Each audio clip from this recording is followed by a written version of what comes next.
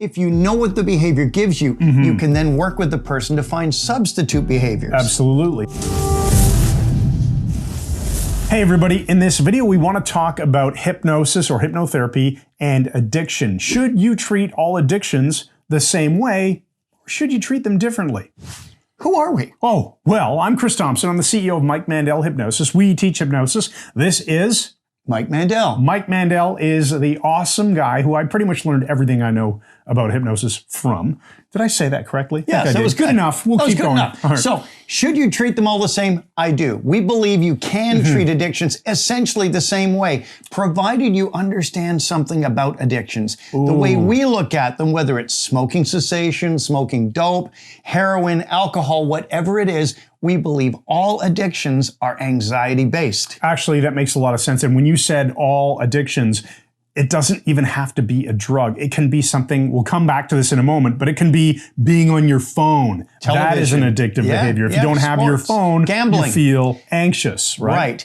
And you can tell. Tony Robbins said years ago, if you don't think cigarettes are caused by anxiety, cigarette smoking, he said, just hide someone's cigarettes and watch what happens. You'll see their anxiety starting to rise and rise and rise. Right. So there's a part of their personality that does not want to be present. It wants to be in the background because it's an anxious part of the personality. The addictive behavior stops that part of the personality from becoming, as we say, executive. It keeps it pushed down. So the problem isn't, oh, it's the addiction. The problem is the anxiety that that part feels. If you clear that, then the addictive behavior will disappear because it's only a behavior. It's something you're doing. Okay, so knowing that, how should a hypnotist learn how to treat addiction? What can they do?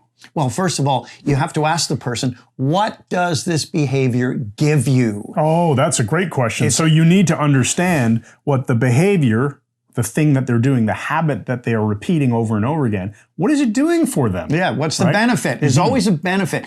And interestingly, smokers often say, oh, it calms my nerves. I always find this interesting because Dabney Ewan, professor of psychiatry and surgery in Louisiana, he said he would have patients say that cigarettes relax them.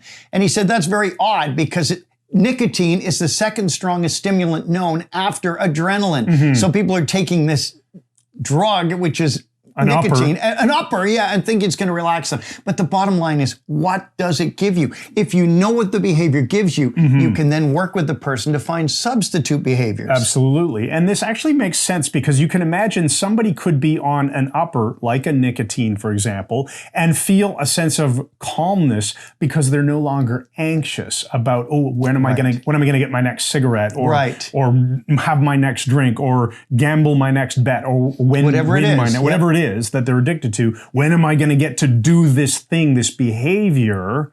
Even if it's an upper, it calms them from that feeling of anxiety. But if we can treat the anxiety directly and give them an alternative behavior, then we can solve the problem for them. So that's the bottom line. We say, no matter what the addictive behavior is, first of all, recognize it's not their identity. It's not who they are. It's something they are doing. If they stop doing the behaviors, our friend Melissa Tiers, who's an excellent therapist, said she just calls it a habit. She calls all addictions habits. It's just something you do. Yeah, something you do, and you can choose to do something else, provided you are dealing with the underlying anxiety or dealing with what that behavior gives you, finding ways to provide it. So if you're looking for the next step, it depends on who you are and what you want. If you are an individual, you came across this video, you have a habit that you'd like to change that causes you some anxiety, you can go out and you can hire a hypnotist or a coach. You can also check out our products. We have a product called the Anxiety Solution.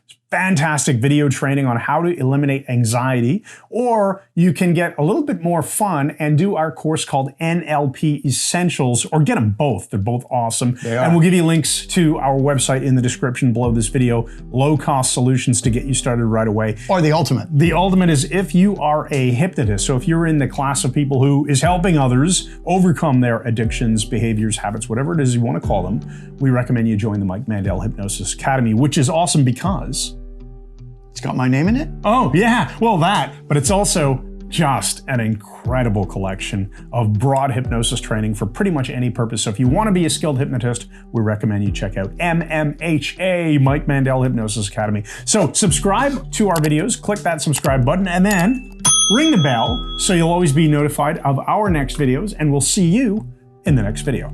Thanks again, and good night.